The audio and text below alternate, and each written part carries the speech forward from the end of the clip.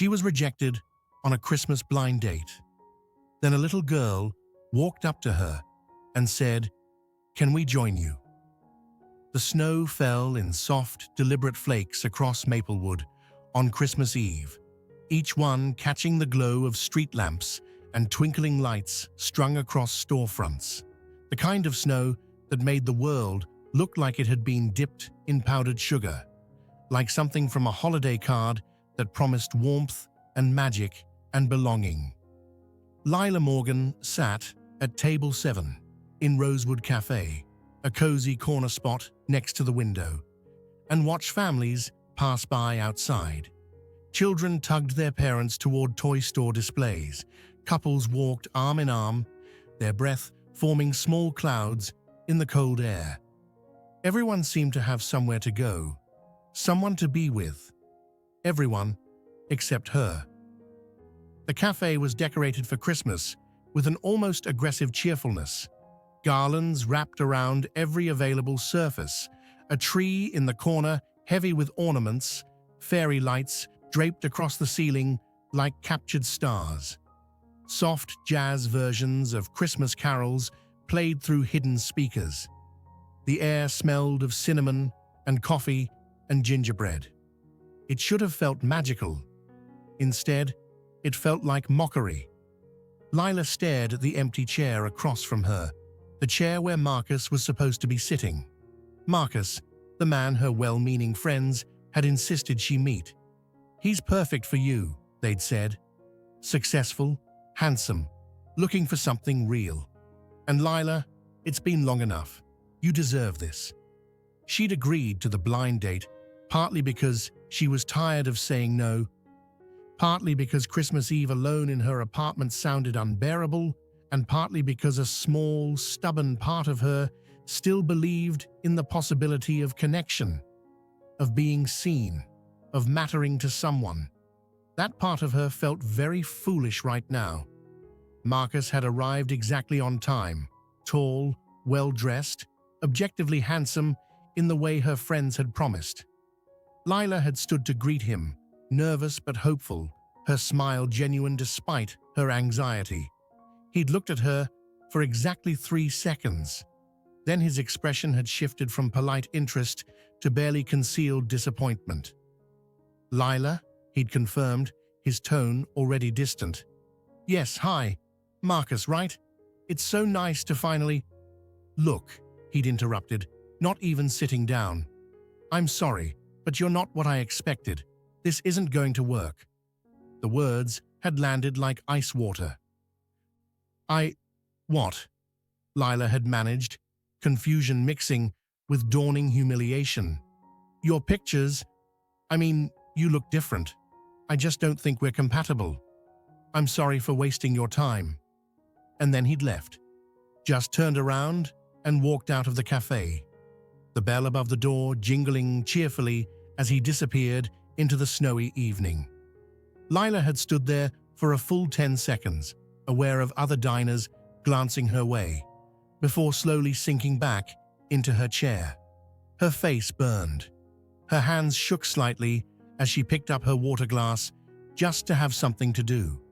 The worst part wasn't even the rejection itself, though that stung with a particular sharpness. The worst part was the reason. "You look different." Translation: "You're not pretty enough, not thin enough, not whatever arbitrary standard he'd built in his head." She'd spent an hour getting ready, carefully applying makeup, choosing the dress that made her feel pretty, navy blue with small white dots, cinched at the waist, falling just past her knees. She'd curled her shoulder-length brown hair and put on the delicate silver earrings her grandmother had given her. She'd looked in the mirror before leaving and thought for a moment that she looked nice. Apparently, nice wasn't enough. Lila blinked rapidly, refusing to let tears fall in public. She was 27 years old, a kindergarten teacher who spent her days helping children learn to read and tie their shoes and be kind to each other. She had a small apartment that she kept filled with plants and books. She volunteered at the animal shelter on Saturdays. She was, by all reasonable measures, a perfectly adequate human being. But adequate didn't get you chosen, apparently. The waitress approached, young, cheerful, clearly trained to maintain holiday enthusiasm even with difficult customers. "Hi there, can I get you something to drink while you're waiting?" "Actually," Lila said, her voice steadier than she felt, "I don't think I'll be staying. Could I just get—" "A hot chocolate," a small voice interrupted. "She wants hot chocolate because it's Christmas Eve and hot chocolate makes everything better." Lila looked down. A little girl stood beside her table, no more than 5 years old, with dark curly hair that fell past her shoulders and eyes that were simultaneously shy and determined. She wore a red coat with toggles, snow melting on the shoulders, and clutched a small teddy bear with a missing ear and love-worn fur. The child was staring at Lila with an intensity that would have been unsettling if it wasn't so earnest. Lila said, glancing around for a parent. "Hello." "Hi," the girl said solemnly. "You look sad. Are you sad?" The directness of children. Lila felt her carefully constructed composure crack slightly. I'm okay, sweetie." "No, you're not." The girl took a step closer. "You look like Emma when she has to sit alone at recess. Daddy says nobody should be alone on Christmas." "Emma?" Lila asked, momentarily distracted from her own misery. "My friend. She doesn't have many friends, but I'm her friend." The girl tilted her head, studying Lila with the seriousness only small children can manage. "Can we join you?" "We?" The girl pointed behind her. A man stood a few tables away, watching the interaction with an expression that mixed mortification with resignation. He was tall, maybe 6'1", with dark hair that was slightly too long, curling at his collar. He wore jeans and a grey sweater under a black winter coat dusted with snow. His face was, well, handsome seemed like an inadequate word. Strong jaw, kind eyes that were currently apologetic, the kind of face that looked like it smiled often, but wasn't smiling now. He was holding 2 cups of hot chocolate. When their eyes met, he winced slightly and walked over, his free hand coming to rest gently on the little girl's shoulder. "I am so sorry," he said, his voice deep and genuinely embarrassed. "Sophie, we talked about this.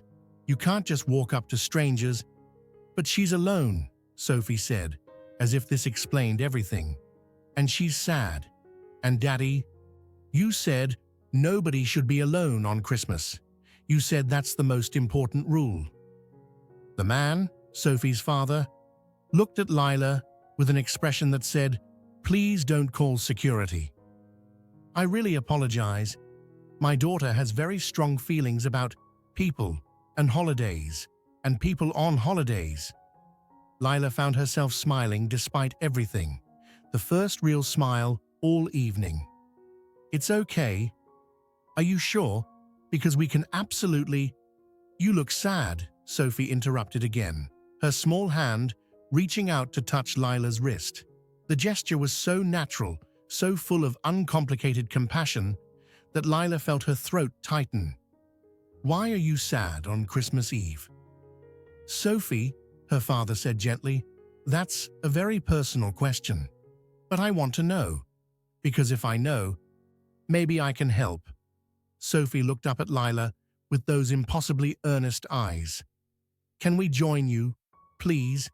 Daddy brought 2 hot chocolates, but I already had one at home, so really this one is extra and you should have it, because hot chocolate fixes sad things." The logic was irrefutable. Lila looked at the empty chair across from her, the chair Marcus had rejected without even sitting in. Then she looked at this child who'd noticed a stranger's sadness and decided it was something that needed fixing. "Okay," Lila heard herself say. "You can join me." Sophie's face lit up, like someone had plugged in an entire string of Christmas lights. "See, Daddy, I told you." "Yes, you did." The father extended his hand to Lila, his expression sheepish. "I'm Ethan, Ethan Walsh, and this is apparently my daughter Sophie, who has appointed herself guardian of everyone's emotional well-being." Lila shook his hand. His grip was warm, his palm slightly rough, like someone who worked with his hands. "Lila Morgan, and for what it's worth, I think Sophie might be onto something. Nobody should be alone on Christmas Eve." Ethan slid into the chair Marcus had rejected, and Sophie immediately clambered into the seat beside Lila, close enough that their arms touched. She set her teddy bear on the table with great ceremony. "This is Mr. Buttons," Sophie announced. "He's very old, and he's missing an ear because I loved it too much when I was little. But he's still the best bear." "He's wonderful," Lila said, meaning it. "I had a bear like that when I was your age. Mine was called Mr. Humphrey." "That's a silly name," Sophie said, but she was smiling. Ethan set one of the hot chocolates in front of Lila. It was topped with whipped cream and tiny marshmallows and a dusting of cocoa powder. Sophie's right about the hot chocolate. It does help. "Thank you." Lila wrapped her hands around the warm mug, grateful for something to hold. "You really didn't have to." "We wanted to," Sophie said firmly. "Because you're alone, and that's not right. Everyone should have someone on Christmas Eve. It's the rule." "Sophie has very strong feelings about rules," Ethan explained, his lips quirking in a smile that Lila found herself noticing, especially ones she makes up herself. "They're not made up," Sophie protested. "They're important, like being kind and sharing and making sure people aren't lonely." "Those are very good rules," Lila agreed. The waitress returned, looking slightly confused by the changed seating arrangement, but adapting with professional smoothness. "Can I get you folks anything else?" "Actually," Ethan said, glancing at Lila, "if you're not opposed to company, maybe we could get some dinner. Sophie and I haven't eaten yet, and—" He trailed off, seeming unsure how to finish the sentence without being presumptuous. Lila should have said no, should have thanked them for the hot chocolate, and sent them on their way. She didn't know these people. This wasn't what she'd planned for the evening.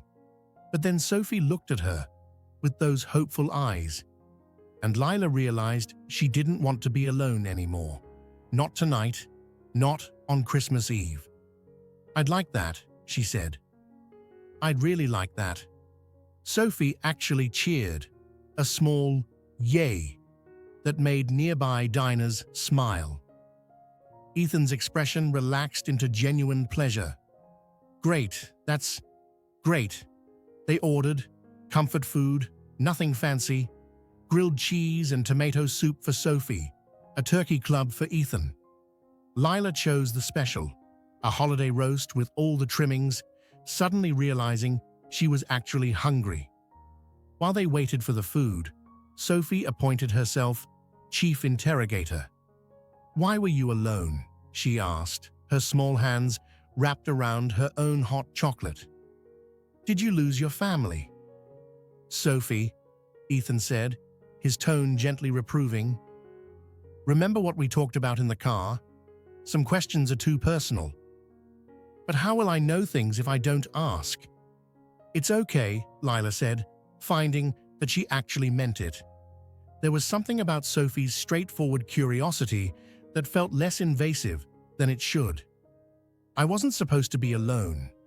I was supposed to meet someone for dinner, but he changed his mind." Sophie's face scrunched in confusion. "Why would he change his mind? Were you mean to him?" "No, sweetie. We'd never met before tonight." "Then how could he change his mind? You have to meet someone before you decide if you like them. That's the rule." "Sophie's big on rules," Ethan said again, but his eyes were on Lila now, assessing. Someone stood you up on Christmas Eve? Not exactly stood up. He showed up. He just didn't stay. Lila tried to keep her voice light, but the hurt leaked through anyway. Apparently, I wasn't what he expected. Understanding flickered across Ethan's face, followed by something that looked like anger on her behalf. I'm sorry. That's awful. That's mean, Sophie declared, with the absolute moral certainty of a 5-year-old. He's a mean person, and mean people don't deserve Christmas presents. Despite everything, Lila laughed. You might be right about that. I'm always right, Sophie said matter-of-factly. Ask Daddy. He says I'm right about everything except vegetables and bedtime. Selective truth, Ethan murmured, but he was smiling. Their food arrived, and for a few minutes they ate in comfortable silence. Or rather, as comfortable a silence as was possible with Sophie, who narrated her eating process with running commentary about which foods should be friends. Grilled cheese and tomato soup are best friends because they go together, and which should not. Pickles and ice cream should never meet because that's wrong. So, Ethan said eventually, wiping Sophie's face with a napkin as she protested.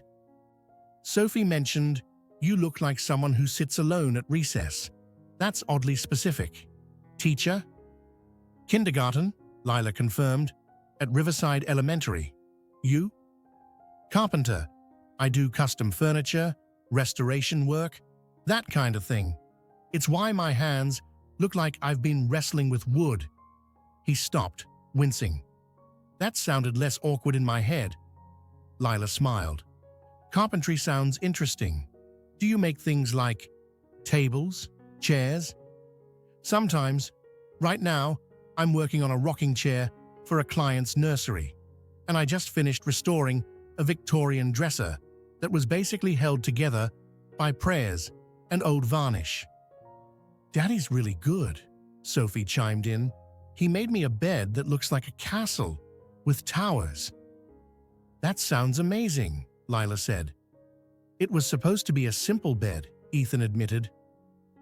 But Sophie had opinions about what a proper bed should look like. The opinions involved turrets. Because I'm a princess, Sophie explained, as if this was obvious. Not a real one, but Daddy says I'm his princess, so I needed a princess bed.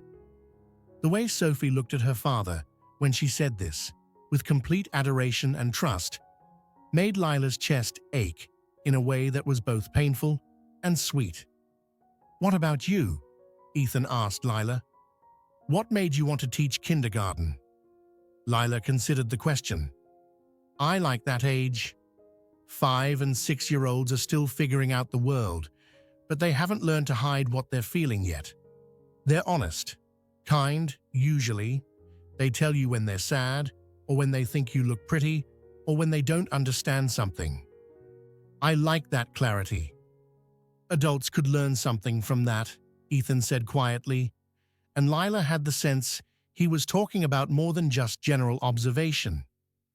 Daddy used to be married, Sophie announced, apparently deciding this was relevant information.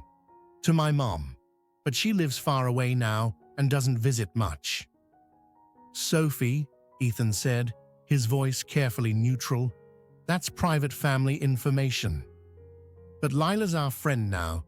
Friends share information. That's how friendship works. Even friends have boundaries, sweet pea. Sophie considered this. Okay, but can I tell her about Mr. Button's backstory? That's not private. Mr. Button's backstory is fine. What followed was an elaborate tale about how Mr. Buttons had once been a regular bear until he was blessed by the Christmas star and gained the power to absorb sadness. The missing ear, according to Sophie's mythology, was a battle wound from protecting Sophie from a nightmare when she was 3.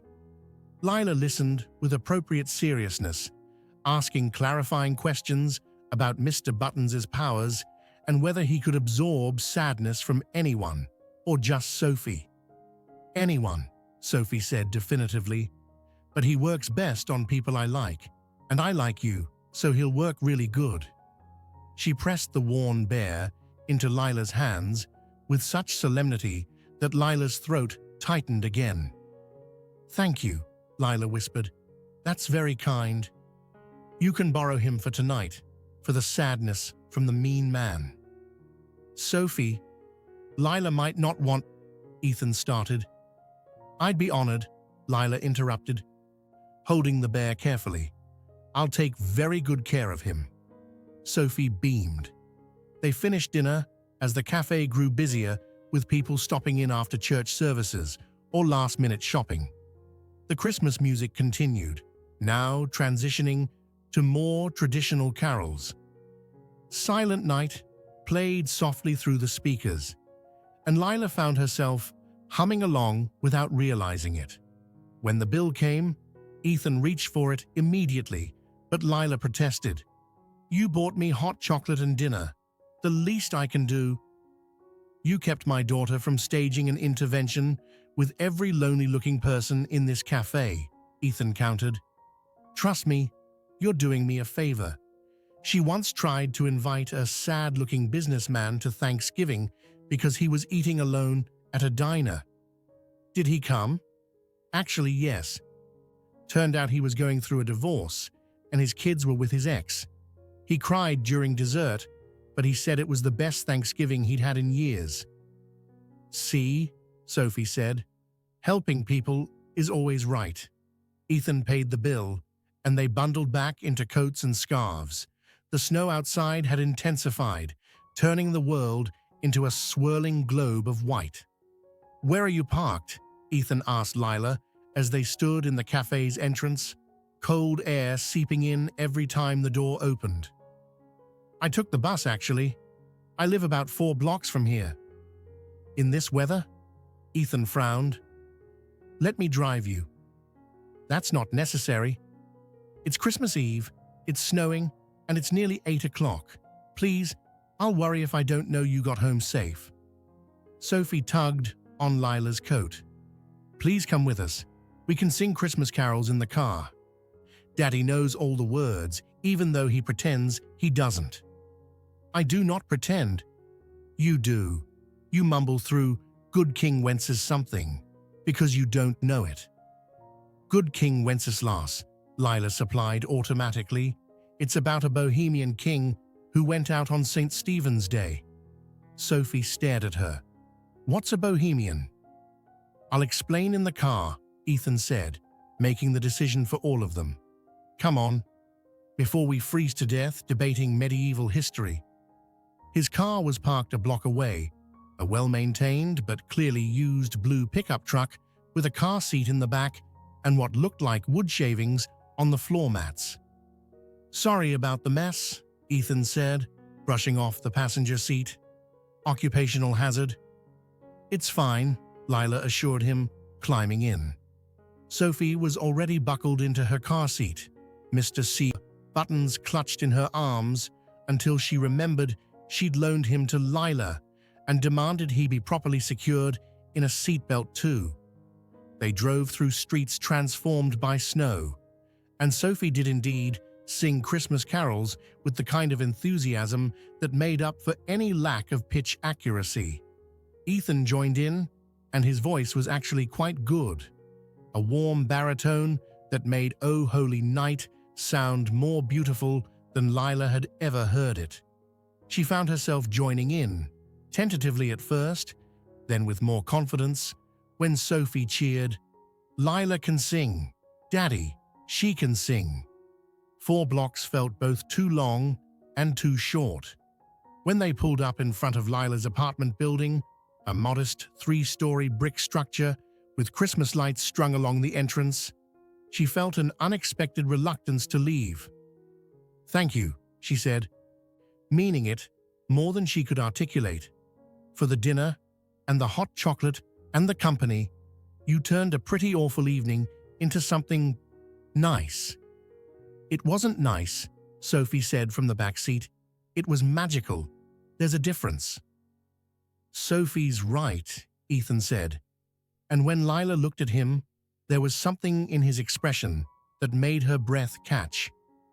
This was, unexpectedly, I'm glad Sophie decided to intervene. Me too. They looked at each other for a moment that stretched just slightly too long to be casual. Lila became acutely aware of the warm interior of the truck, the soft music playing, the way the falling snow created a sense of privacy even on a public street. Lila, Sophie's voice broke the moment. Will you be alone tomorrow? On Christmas? The question shouldn't have hurt, but it did. Yes, probably. That's not allowed, Sophie declared. Nobody should be alone on Christmas. That's the rule, the most important rule. Sophie, Ethan started. Can she come to our house? Sophie interrupted. Please, we're having Christmas dinner, and Grammy makes too much food, and we have presents under the tree, and it would be better with Lila there. Please, Daddy, please. Ethan looked torn between embarrassment at his daughter's presumption and something else that Lila couldn't quite identify. Sophie, we can't just invite people over on Christmas Day without warning. Why not? Grammy does it all the time. She invited Mrs. Henderson last year, and that man from church, whose name I don't remember. That's different? How is it different? Ethan had no good answer for that. I appreciate the offer, Lila said carefully, not wanting Sophie to feel rejected, but also not wanting to impose. But I'm sure your family has plans. Please, Sophie said, and there was something in her voice that transcended childish whim, something that sounded almost urgent. Please come. You shouldn't be alone, and I want you there. I really, really want you there. Lila looked at Ethan, trying to read his expression. I don't want to intrude. You wouldn't be intruding, Ethan said slowly, like he was making a decision even as he spoke. If you don't have other plans, I'd really like it if you came. My mum always makes enough food for 12 people, even though there's only 3 of us, and Sophie's right. You shouldn't be alone on Christmas. Are you sure? I'm sure. 1 o'clock? I'll text you the address. They exchanged phone numbers. Ethan's fingers fumbling slightly with his phone, like he was nervous. Lila saved his contact, seeing his name on her screen and feeling something flutter in her chest that had nothing to do with Christmas magic and everything to do with the way he'd looked at her in the car. Thank you, she said again. Really? This is… Thank you. Thank you, Ethan replied. For being kind to Sophie, for not thinking we're completely insane. We're not insane, Sophie protested. We're helpful. There's a difference. Lila laughed, the sound surprising her with its genuineness. Merry Christmas, Sophie. Merry Christmas, Lila. Don't forget Mr. Buttons. He'll protect you from sad dreams. Lila clutched the worn teddy bear and climbed out of the truck, waving as they pulled away. She stood on the snowy sidewalk and watched the taillights disappear around the corner, feeling like she'd just experienced something significant but couldn't quite name what it was. Her apartment felt warmer than it had when she'd left. She set Mr. Buttons on her nightstand, changed into pajamas, and made herself tea. Then she sat on her couch and replayed the evening in her mind. She'd been rejected by someone who deemed her not good enough in 3 seconds. And then she'd been chosen by a little girl who decided she was worth sitting with. Lila picked up her phone and stared at Ethan's contact. She could text him right now, make an excuse, bow out of Christmas dinner gracefully. It would be easier, less complicated, less vulnerable. Instead, she set the phone down and looked at Mr. Buttons, whose single remaining button eye seemed to regard her with encouragement. Tomorrow, she told the bear. "I'll see them tomorrow." And for the first time in longer than she could remember, Lila fell asleep on Christmas Eve, feeling something she'd almost forgotten the shape of: hope. Lila woke on Christmas morning to her phone buzzing with a text. "Ethan, good morning. Hope you slept well. Just wanted to confirm, you're still coming today, right? Sophie has asked me 6 times already if you're really coming. She's convinced you were a Christmas dream that will disappear in daylight." Lila smiled at her phone, still half tangled in blankets, her hair a mess around her face. "Lila, definitely real and definitely coming. Should I bring anything?" "Ethan, just yourself. But fair warning, my mom is going to interrogate you and Sophie is going to introduce you to every toy she owns.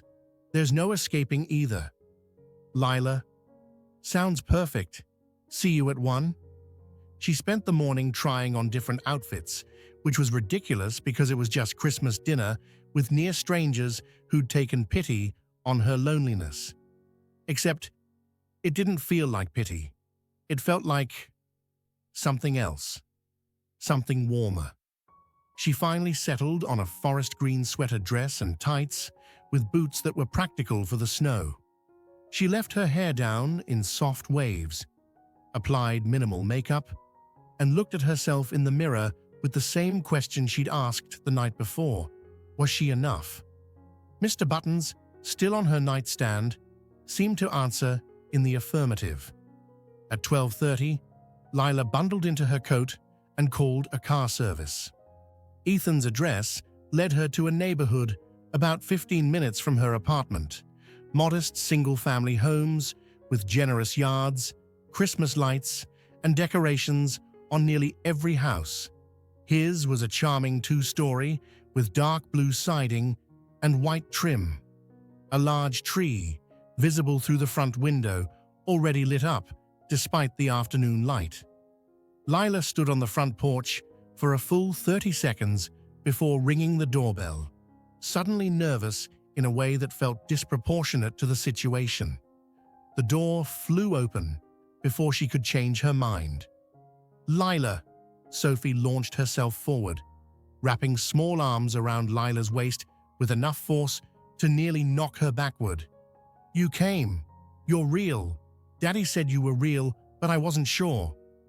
"Hi, Sophie," Lila laughed, hugging the child back. "Merry Christmas." "Merry Christmas. Did Mr. B. Buttons protect you from sad dreams?" "He did. I slept very well. I told you he was magic." Ethan appeared in the doorway, wearing jeans and a dark red Henley that made him look unfairly handsome. His hair was slightly disheveled, like he'd run his hands through it repeatedly. He was smiling, but there was nervousness in his eyes that mirrored what Lila felt. "Hi," he said. "Hi." They stood there for a moment, just looking at each other, until Sophie tugged on Lila's coat. "Come inside. It's cold, and Grammy made cookies, and we have to show you the tree and the presents and my room with the castle bed." "Sophie, let Lila breathe," a woman's voice called from somewhere inside. "For heaven's sake, child." Lila stepped inside, and the warmth enveloped her immediately. The house smelled like cinnamon and turkey and something baking. The living room was cozy in a lived-in way, comfortable furniture, photos on every surface, Sophie's toys scattered despite someone's obvious attempt to tidy up.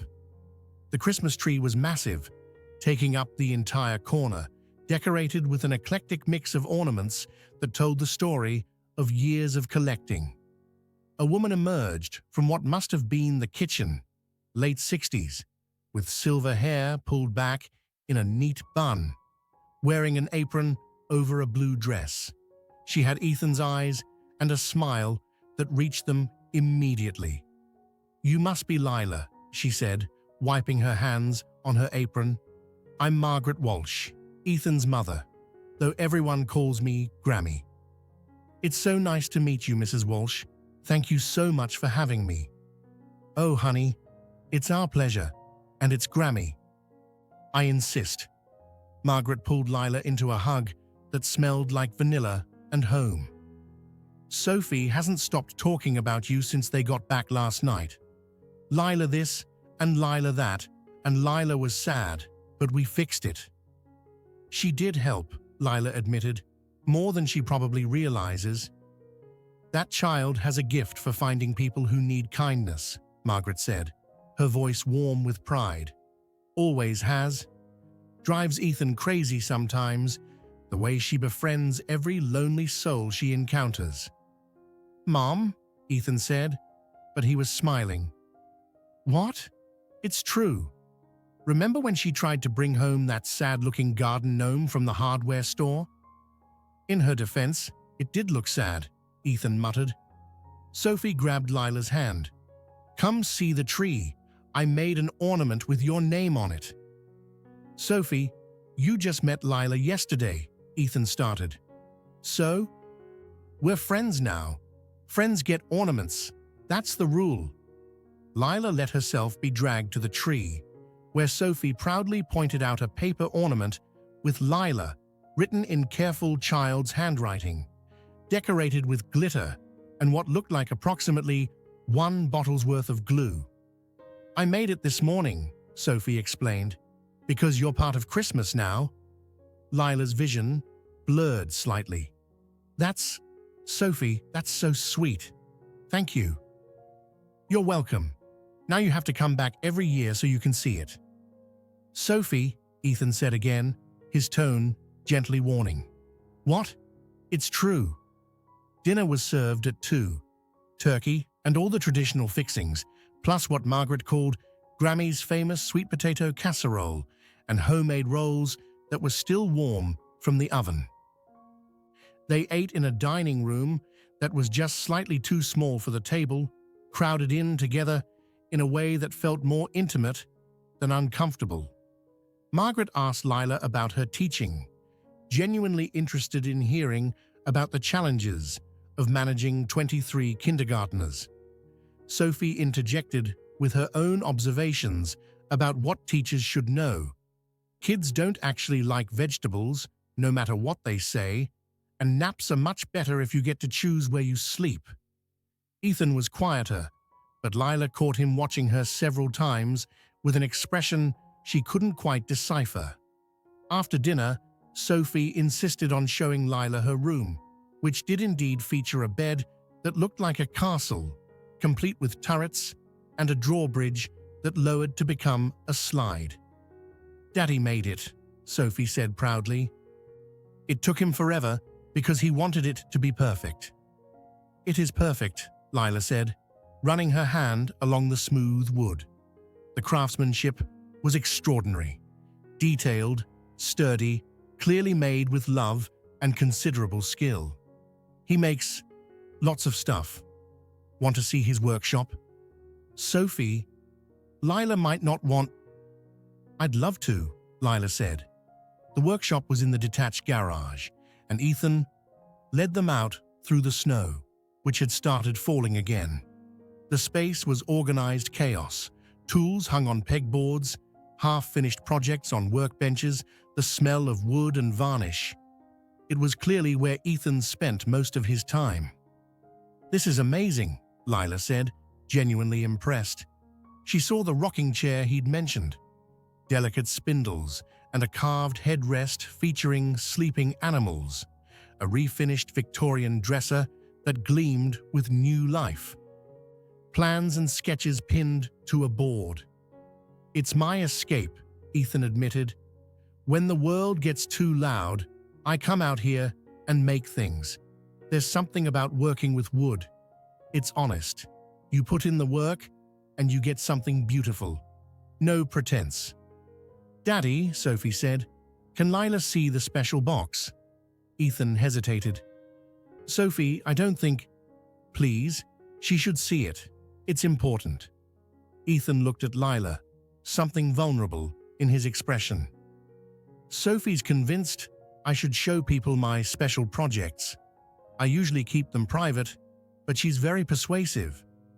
He pulled a cloth off a shelf in the corner, revealing a wooden puzzle box, intricate, beautiful, covered in delicate carvings of vines and flowers. "It's gorgeous," Lila breathed. "Did you make this?" "It's for Grammy's birthday, or it will be once I finish it. I've been working on it for 6 months." He demonstrated how the box opened, a series of sliding panels and hidden mechanisms that revealed a small interior lined with velvet. "She collects old letters from my grandfather. I thought she might like something special to keep them in." "She'll love it," Lila said. "Ethan, this is incredible. You're really talented." "He is," Sophie agreed. "But he doesn't think so because he's humble. Grammy says being humble is good, but Daddy takes it too far." Ethan's ears turned slightly pink. "Thank you. That means a lot." They headed back inside, where Margaret had set out dessert, 3 kinds of pie and homemade cookies shaped like snowmen and Christmas trees. They ate in the living room, Sophie nestled between Lila and Ethan on the couch, and watched A Charlie Brown Christmas because Sophie declared it mandatory viewing. Halfway through, Sophie fell asleep, her head on Lila's lap, her hand still holding Mr. Buttons. "Sorry," Ethan whispered. "She always crashes hard after Christmas dinner. Sugar and excitement." "It's okay," Lila whispered back, gently stroking Sophie's curls. "She's precious." "She is, though I might be biased." They watched the rest of the movie in comfortable silence. Sophie's soft breathing, the only sound besides the TV. Margaret had retreated to the kitchen, giving them space, and the Christmas tree lights cast a warm glow over everything. When the credits rolled, Ethan carefully lifted Sophie into his arms. "I should put her to bed. She'll be disappointed she missed the end." "We've watched it 14 times, Margaret called from the kitchen. "She knows how it ends." Ethan carried Sophie upstairs, and Lila found herself in the kitchen with Margaret, helping dry dishes, despite protests that she was a guest. "He likes you," Margaret said without preamble, her tone conversational. Lila nearly dropped a plate. "I'm sorry." "Ethan, my son. He likes you. I can tell. Mrs. Walsh, Grammy, and I'm not matchmaking, honey, just observing. I haven't seen him look at anyone like that since—" She paused, choosing her words carefully. "Well, in a very long time. Not since before Sophie's mother left." Lila didn't know what to say to that. "Sophie's mother, Caroline, she left when Sophie was 2. Margaret continued, her voice matter-of-fact but tinged with old pain. "Just decided motherhood and marriage weren't what she wanted. Sent divorce papers and a note saying she needed to find herself. Ethan's been raising Sophie alone ever since. That must have been incredibly hard." "It was, is, but he's done beautifully. That little girl is happy and loved and knows her worth." Margaret set down the dish she was washing and looked at Lila directly. "I'm telling you this because I want you to understand. Ethan doesn't let people in easily.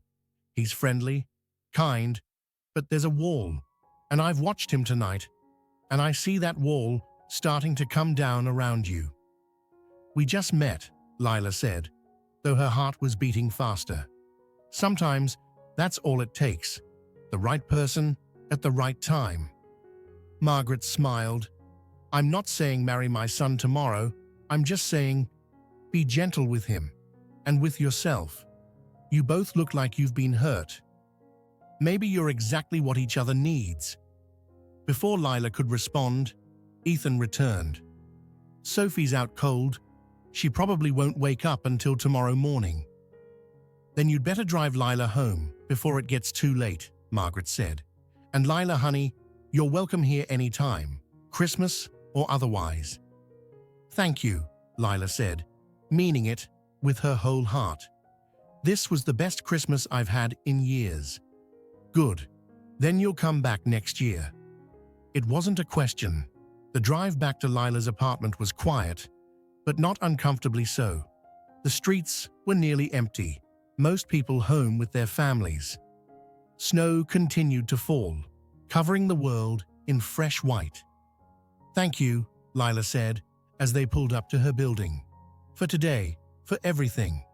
Your family is wonderful. Thank you for coming. Sophie will talk about this for weeks." Ethan paused. "Actually, I'll probably talk about it for weeks too." Lila turned to look at him. "Yeah?" "Yeah." He met her eyes, and in the dim light from the street lamps, she could see something in his expression that made her breath catch. "Lila, I know we just met, and I know this is going to sound crazy, but I'd really like to see you again. Not just because Sophie demands it, though she will, but because I want to. If you're interested." "I'm interested," Lila said, the words coming easily. "Very interested." Ethan's smile was bright enough to rival the Christmas lights. "How about coffee? This week, sometime, I'll get Sophie a babysitter, and we can actually have an uninterrupted conversation." "That sounds perfect." They exchanged a few more words, making vague plans to text, and then Lila climbed out of the truck. She paused at the door of her building and turned back to wave. Ethan was still there, watching to make sure she got inside safely, and when their eyes met through the falling snow, Lila felt something click into place. This was the beginning of something. She could feel it. Upstairs in her apartment, Lila made tea and sat by her window, watching the snow fall and thinking about the last 48 hours. She'd been rejected and humiliated, and then she'd been chosen and welcomed and made to feel like she belonged. Her phone buzzed. "Ethan, thank you for today. Sophie's going to put your ornament in a place of honor. Fair warning, you're stuck with us now." Lila, "I think I'm okay with that." Ethan, "Good, because I haven't been this happy on Christmas in years." Lila, "Me neither." Ethan, "Coffee on Wednesday? There's a place near my workshop.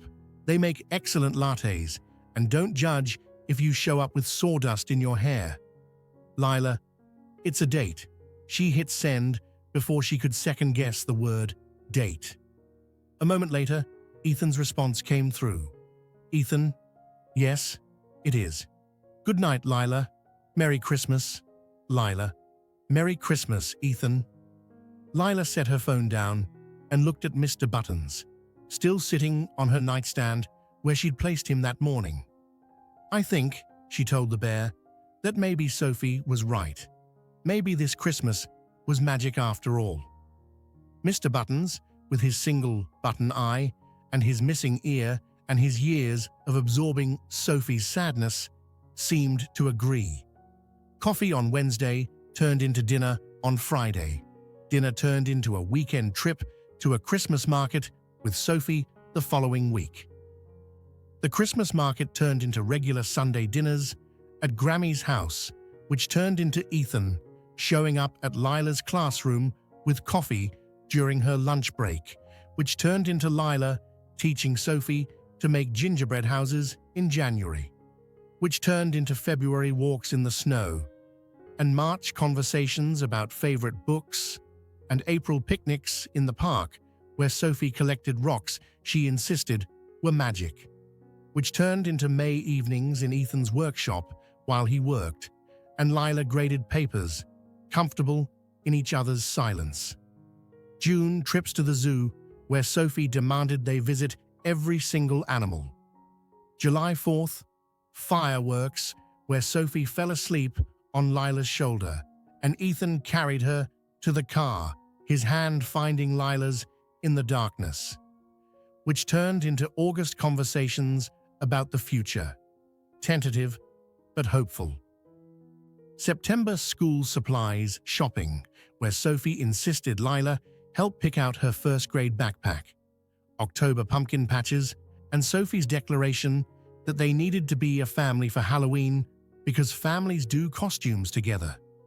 Which turned into November, when Ethan, standing in his workshop with sawdust in his hair and nervousness in his eyes, said, "I know it's only been almost a year, and maybe this is too fast. But Lila, I'm in love with you. I've been in love with you since Sophie dragged us to your table on Christmas Eve. Maybe even since you smiled at her and didn't think we were crazy." Lila, who'd been in love with him since roughly the same moment, kissed him and said, "It's not too fast, it's exactly right." Which turned into a December morning, 1 year after that first Christmas Eve, when Ethan and Sophie picked Lila up early. "Where are we going?" Lila asked, still not fully awake, clutching the travel mug of coffee Ethan had brought her. "It's a surprise," Sophie said from the back seat. "But it's a good surprise, the best surprise." They drove to Rosewood Cafe, and Lila's heart stuttered when she realized where they were. "Table 7, Ethan said softly, "if it's available." It was. They slid into the same booth where they'd sat a year ago. Sophie between them again, though now she reached for Lila's hand as naturally as she reached for her father's. "1 year ago today," Ethan said, "my daughter decided you looked too sad to be alone on Christmas Eve. She made me walk over here. I was mortified, but she was right. She usually is." "Usually," Sophie interjected. "Always," Ethan corrected, with a smile. Then he looked at Lila, and his expression grew serious. "That night changed my life. You changed my life. You walked into our world and made it bigger and brighter and better. You made me remember what it feels like to be happy. You made Sophie happier than I've ever seen her."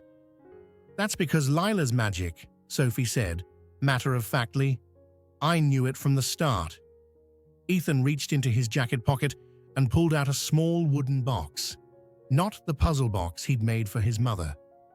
This one was simpler, smaller, but carved with delicate vines and flowers, similar to that first box.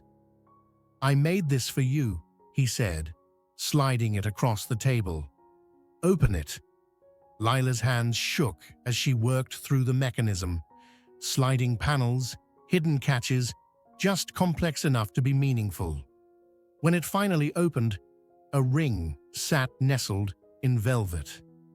Not ostentatious but beautiful, a sapphire surrounded by small diamonds in a vintage setting that looked like it had its own story. "It was my grandmother's," Ethan said quietly. "The only family heirloom my mom insisted I keep. She'd been saving it for this, for the right person." Lila couldn't speak. Tears blurred her vision.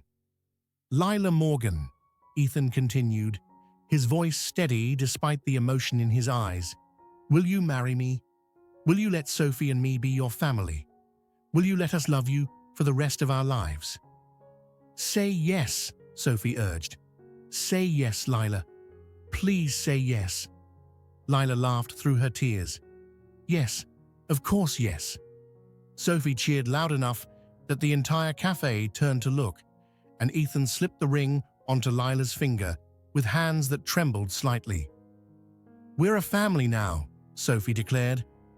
"It's official. That means Lila has to come to all the Christmases forever. That's the rule." "That's the best rule I've ever heard," Lila said, pulling Sophie into a hug.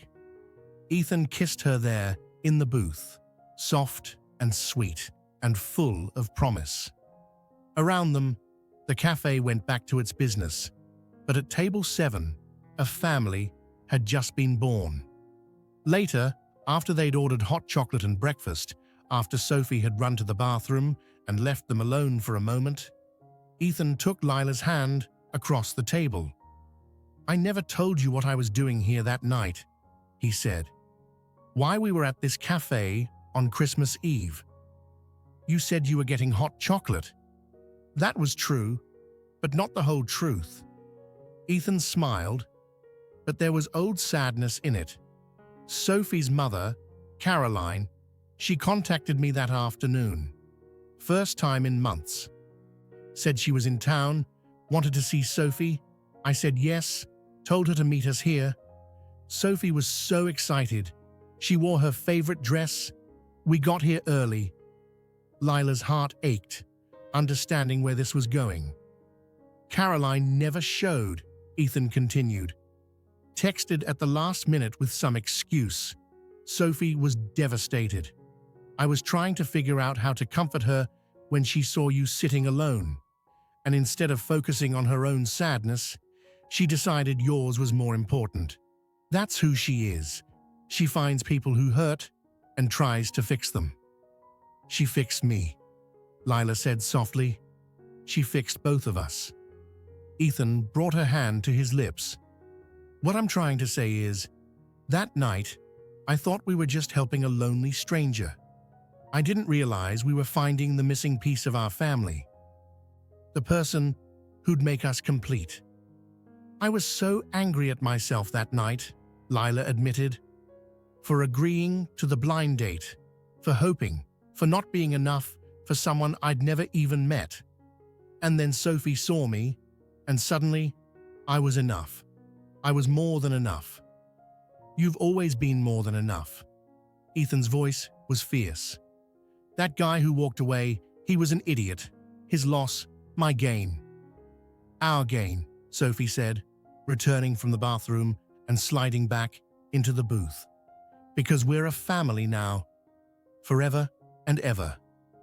Forever and ever, Lila agreed, looking at the two people who'd transformed her loneliest night into the beginning of her happiest life. The waitress approached, the same young woman who'd served them a year ago, though she didn't seem to remember them specifically. Can I get you folks anything else? No. Thank you, Ethan said. We have everything we need. And looking around at table 7, at Sophie with her hot chocolate mustache, at Ethan with his sawdust-flecked hair and his gentle smile, at the ring on her finger and the life stretching out before them. Lila knew it was true.